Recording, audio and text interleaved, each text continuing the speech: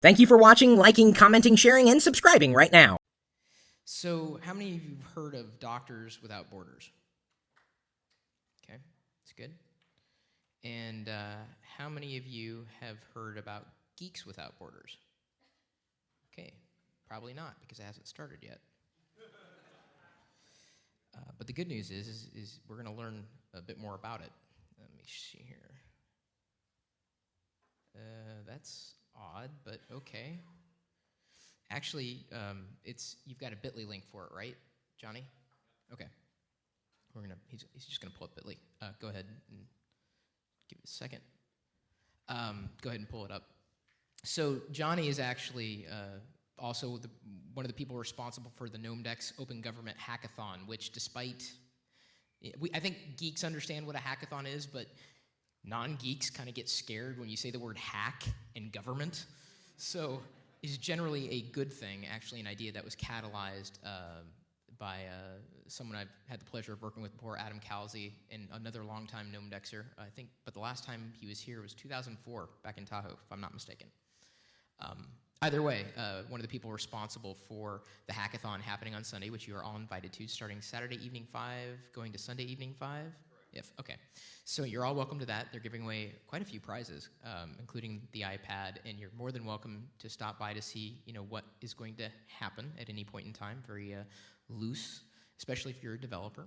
And if there's a future for events that I like to be involved in, a hackathon, or as I'm starting to call them a Tinker Storm, because it's a little easier to say, it's a Tinker Storm, which, now that I think about it, sounds a little odd, but a little less scary than hackathon. So either way, so I found out that Johnny's going to be working on something basically called Geeks Without Borders, and he's going to be, I guess, telling you about it at this point in time. So, Johnny?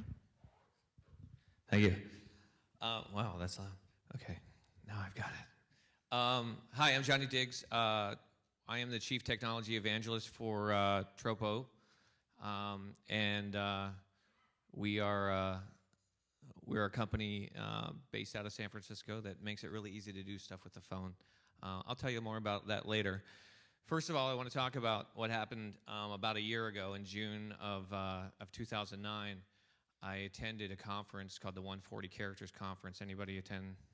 Yes. Jeff Pulver has been putting these conferences on for a while. This was the very first 140 Characters Conference that they had. He had it in New York City. Just so happened that the weekend before the conference, all hell had broken loose in Iran, and it was kind of crazy because no one was able to get any information, and Twitter suddenly became the key source of information. People were dying, and it was not a good thing. And so the very first panel that Jeff had was a traditional media panel, and it had Rick Sanchez from CNN, Ann Curry, ABC, producer from The Today Show, a guy from Fox and Friends. And the room it was a room about this size, and the room really erupted with a lot of anger towards the traditional media. And the people on the stage, Rick Sanchez got very defensive and said, listen, we've been doing our best, but Iran kicked all the reporters out. They kicked out everybody except for Doctors Without Borders. And I was sitting in the audience, and a little light bulb went off in my head, and I'm like, well, doctors need to look shit up. And so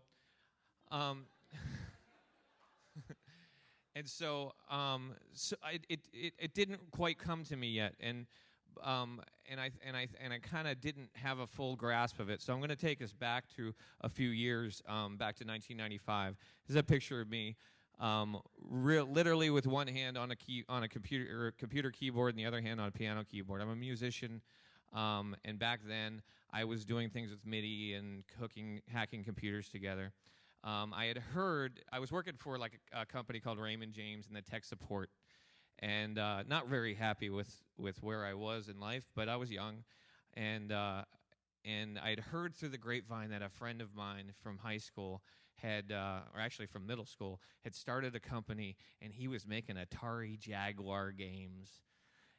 And I thought that was the coolest thing ever. And I'm like, hey, maybe I could find him and talk him into letting me make music for Atari Jaguar games.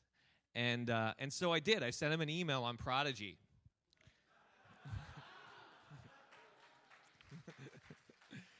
And I sent him an email, and I said, hey, John, I heard you're doing this thing, and I said, hopefully this email gets to you. I don't even know how this stuff works, but apparently there's something called an internet protocol or packets or something, and it's supposed to get to you. And sure enough, John emails me back, and he says, yeah, I'm not doing the Atari Jaguar game thing. So it's a great idea. I'd love you to write music for me, but I've got another idea. And so he dragged me in, kind of kicking and screaming, into this company called IRDG that we started, Intergalactic Research and Development Group. And that's actually the name of the company. We're 25. So IRDG made a product called iPost, and iPost was the world's first universal messaging application. You could get your voicemail over the web. You could get your faxes forwarded to the OCR and get them on email. You could get your email over the phone. It did like everything that like Google Voice does and everything that Gmail does, and faxing and pager messages. Remember beepers? And it combined that all into one universal message. And we were doing that in 1995, which is pretty like innovative stuff. And it got the attention of some big companies. Ericsson licensed it. Motorola licensed it. We ended up selling it to a company, and it got gobbled up, and then got like gobbled up into some Israeli defense contractor, and I never heard from it again. So Jonathan and I weren't satisfied there, so we started another company called Voxeo. Voxeo, we took everything that we learned to that building these all these disparate ways of getting messages and putting them in one place, and we're like, wait, what if we made a platform that lets anybody build an application that takes all these different messaging, and we don't care what the messaging, and maybe they're going to invent some new messaging form, and maybe voicemail isn't the only way to get messages, maybe faxing is not it. Let's just make a platform that other people can write stuff, and who knows what they'll write. So we did that, and the company has been around for 10 years, and we've built this huge data center, this network of data centers all around the world. We've got them in Las Vegas, Atlanta, Orlando, London, Frankfurt, hundreds of thousands of developers, millions of applications. Over half of the Fortune 500 has all built applications running on Voxeo. Along the same time, I also thought that I also was doing a lot of other things. I made a movie about karaoke, which I hear we're doing karaoke tonight. Is that true? Yes, okay. I made a movie about karaoke. It's a lot of fun. We have not released yet, but karaokekingmovie.com if you want to check that out. Hopefully we'll get distribution cleared up Sunday. It's a little music licensing issue. Go figure, you can't do a movie about karaoke without licensing some music. One of the projects that I came up with was something called Tweet 3PO. I did this with a buddy of mine named Dave Grableski. He works for Microsoft, and in our spare time, we thought it would be cool to figure out how to use Twitter and how to make Twitter useful.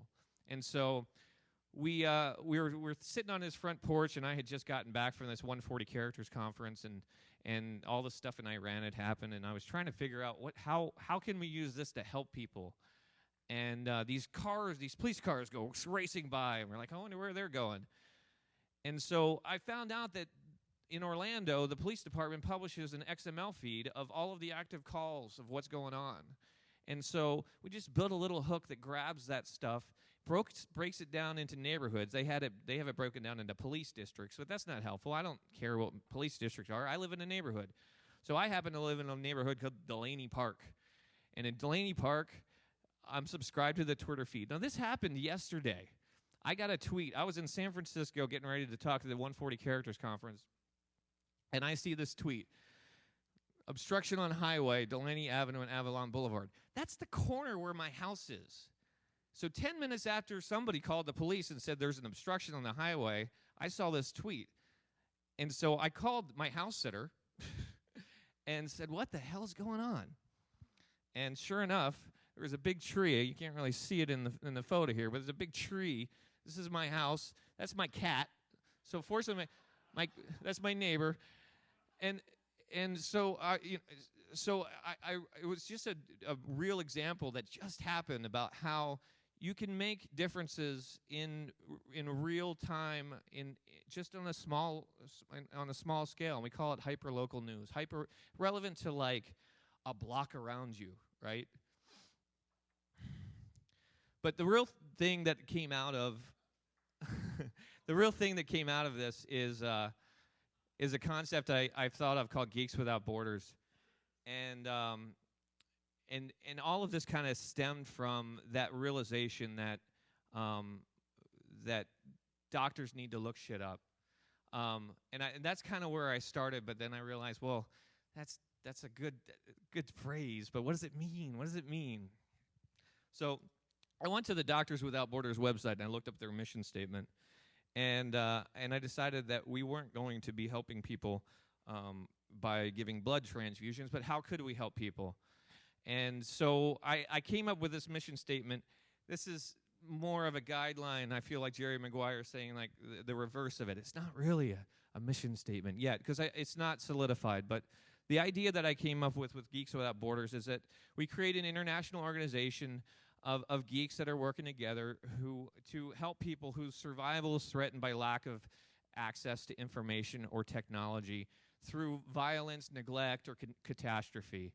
And the reason I think that I can do this is because of all those things that I just said.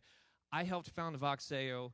I helped build unified communications. I understand the technologies that allow people to get their communications put together. The idea is to put together a communications hub, and this is a network of where people can connect to and build applications on. And then there's a third component, which I call the backpack network. The communications hub. We want to make it easy so people can access to get into this communications hub however they can, especially in a disaster-type situation or a catastrophe or crisis or whatever. You don't know what kind of methods people are going to be able to communicate with. They may be able to have Skype. They may have text, SMS. They may have a landline. They may be able to they may have access to Twitter. They may be able to tweet help. They may have access to Facebook. We don't know, but we want to make it so all of these methods are available to get into this communications hub so people can ask for help. One guy I was talking to yesterday described it to me perfectly. He's like, we want to give them a digital mountaintop to say whatever they need. And if that message is help me or help me find my mom or whatever, we don't know what that message is. We just want to be able to build the infrastructure so they can say it, and then possibly have volunteers listening and partners and other people who can help solve these types of problems easily. And we're talking about simple applications like voicemail to be able to broadcast out a message to people's cell phones in a very quick and concise manner. Two-way voice communications to be able to talk to people on the ground, first responders to be able to communicate with each other, to allocate resources. The backpack network is another component of this that I think is kind of cool, because we want to be able to basically drop in a portable communications hub, a little mini version of our bigger communications hub that can talk to it, but it's portable and it fits in a backpack and it has Wi-Fi and maybe a small GSM transmitter and maybe 100 GSM phones. And literally someone can go in with a backpack and just hand these things out, and suddenly you have a portable communications network that people can talk to and communicate with. That's one of the other ideas I have. The applications on top of the hub. So this is what I call the water in the well idea. So we don't know exactly what people need in all these areas. I don't know. I'm a communications guy. I'm a piano player. I'm a singer. I make karaoke movies. But I don't know what is needed in communities that have a crisis or that have there's through neglect or whatever. They have issues, and maybe that issue is simple as, is there water in the well today? So I don't have to walk 5 miles. And maybe someone there or someone who is a volunteer can build an application so they don't have to make that trip. We don't know what those applications are, but we're going to build an infrastructure that allows people to put applications on top of it and do it for free and make it all open source and make it so it's supported by volunteers and the crowd, right? Everybody can chip in. When Haiti, the earthquake happened in Haiti, everybody wanted to help. How can I help? Can I, give money? Yes, but there are other ways you can help, and we want to make that accessible via the internet. The reason I'm here today is not to really announce Geeks Without Borders, although it is that, but it's really to announce a launch date. And I was thinking that I need more time to figure this out. We need to find the partners. We need to figure out how to, I don't have a nonprofit organization set up. This was an idea that I emailed Chris a week ago, and he said, "Hey, do you want to talk about it?" And I said, "Sure." I don't really know what I'm going to say yet, but what I figured was let's target a launch date. And so I was looking at the calendar and realized that we've got a very geeky date coming up. And so at 10:10 on 10:10 at 10:10 a.m. we are going to announce something, the whole plan, right? And hopefully have all these pieces and parts in place. And before then, you can help by helping get the word out, get people following our Twitter stream. You can like us on Facebook, and that way, when we're ready to announce exactly what all the pieces, parts are in place, we can get it out to everybody at the same time. If you want to do something immediately, this weekend, Tropo is hosting this Tinker Storm that Chris mentioned. I love the name Tinker Storm because he's right. Hackathon. When I went to the hotel, we're having it right at the Edgewater Hotel, which is like almost right next door on the other side of the cruise building. But when I went to the hotel and I said, "Yeah, we would like to do an open government hackathon," and the lady said, "You want to hack the government openly?" And I was like, well, maybe that's not the right word for it. So Chris came up with Tinkerstorm, which is cool. It's more friendly. It's hey, we're just tinkering. We're not hacking. So basically the idea is in 24 hours we're going to start at 5 p.m. We're going to go till 5 p.m. on Sunday. We're going to have free food and coffee, and we're going to have Wi-Fi, and we're going to have we've got some partners, Socrata, which is a great company. They make making data social is their thing. Amazon Web Services is also a sponsor. We're giving away an iPad, right? Is Adam here? Yeah, an iPad and a flip. Yeah, exactly. So you can come as an individual. If you have a team, you can come. It doesn't have to be a Geeks Without Borders application that you built, but if you choose to, you can help. I'll be there if you want to talk to me about Geeks Without Borders, if you got an idea.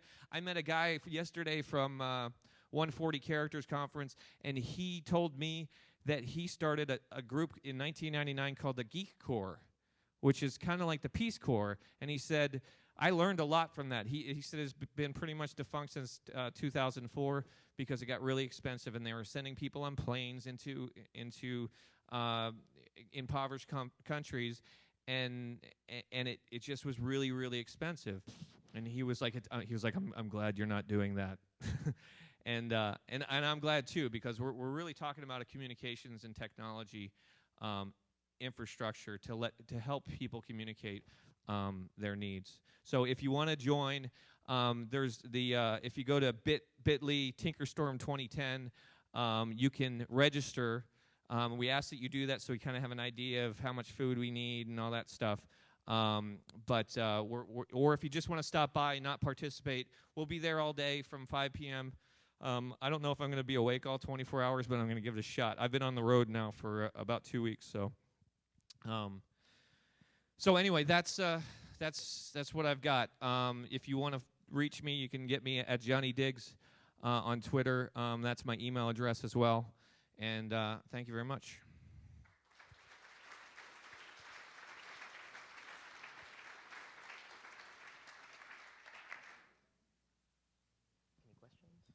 You have any Questions yes, sir. or concerns? Howdy. Either way works. Not really a question, a comment. About a year and a half ago, I created a proposal for kind of like your backpack idea. I call it disaster relief in a box. Actually have some traction with that, talking about some people hopefully looking into putting that together. So that with the coordination effort piece of it as well, hopefully there might be some traction here. So I think we need to talk later. Absolutely. The very first thing that I realized, and I started doing a little research, and I'm like, well, somebody's got to already be doing some of these pieces, or doing all of it. And I did some research, and there definitely are people. This isn't the first idea. There are other people who have thought of this or pieces of this, and yes. My number one goal right now is to find people like you that are already doing this, because there's a lot of people out there doing very similar things. There's the censorship research guy, Austin, who they're doing something very similar, but they're focused more on freedom of speech and freedom of information. And we could, like, I want to talk to him. So we need to bring all of these ideas together, and perhaps maybe we'll have a conference specifically for this between now and October. I don't know exactly how that's going to happen, but yes, I want to talk to everyone who has an idea or already had an idea or already's got an organization that is doing good work, because there are a lot of them, and I think that we can all work together to help this cause. Along those same lines, I was going to recommend that you talk to the Red Cross.